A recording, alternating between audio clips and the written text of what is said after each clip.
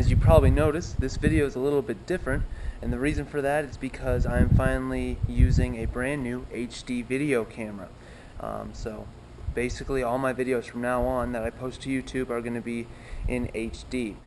Now, in celebration of getting this new video camera, I also want to announce that I'm going to actually start reviewing Canon equipment as well. In this particular review, I'm going to start by comparing the Nikon D7000 to the Canon 7D.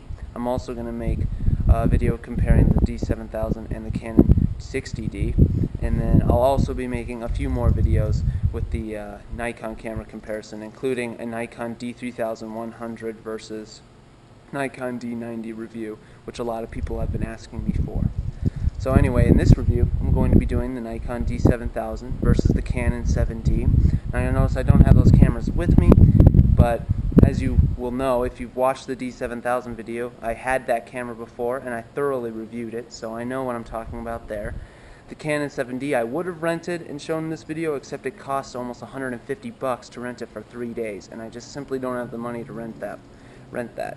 So I went down to a local camera store and I was able to use it for a little bit of time yesterday and kind of get an idea of what it can do. And I took some images and I was able to compare image quality, the D7000 and the Canon 7D and stuff. And basically what I'm going to be doing in this review is going over the basic differences, the biggest differences between the cameras. So first thing I want to talk about are the advantages of the Canon 7D. The first and probably biggest advantage to that camera is, of course, its HD video. Compared to Nikon can shoot full HD video as well, but it can only do it at 24 frames per second. Canon can shoot at 3 different modes and go all the way up to 30 frames per second in full HD.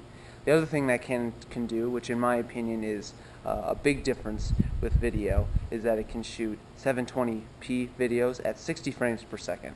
And at this point, Nikon can only shoot at 30 frames per second with the cameras that they have that have video right now. So Canon definitely has a big plus in terms of video. If you're into photography and video, Canon's pretty much the choice that you want to go for. As many know, Canon also has a higher frame rate, 8 frames per second compared to 6 frames per second with the D7000. So the Canon is quite a bit faster in terms of frame rate there.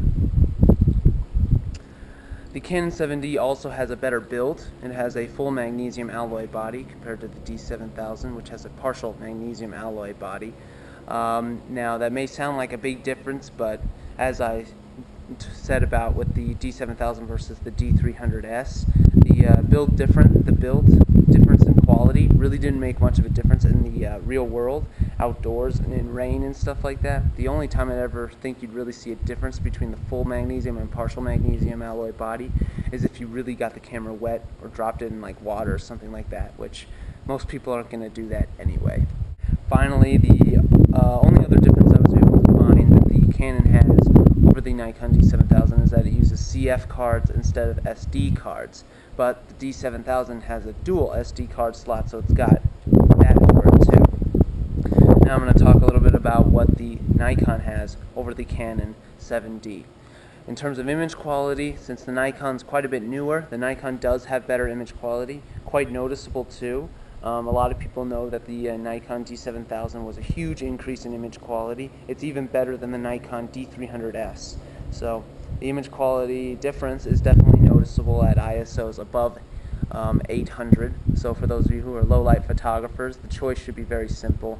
The D7000 is the camera to get. Now, although Canon does have the edge in terms of frame rate, the Nikon has an edge in terms of autofocus. The Nikon has a 39-point autofocus system, whereas the Canon has a 19-point autofocus system. And the Nikon's autofocus is quite a bit more efficient and faster than the Canon is, especially in low light. The D7000 is even faster in low light than the D300S, and is actually about the same speed as my Nikon D3X, which I have here, and that's the top of the line camera from Nikon.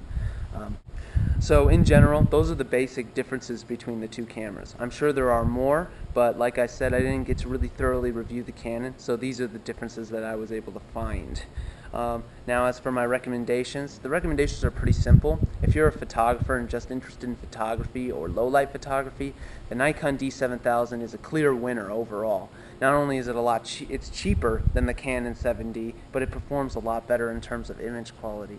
The Nikon D7000 costs $1,200 for the body only, brand new, whereas the Canon 7D still costs about $1,500, $1,600 for the body alone. So if you want the best overall camera, the Nikon D7000 is really the best choice. The only reason I would ever choose the Canon 7D over the Nikon is if you're really into professional video as well, in which case the Canon does have a lot better HD video than the Nikon does.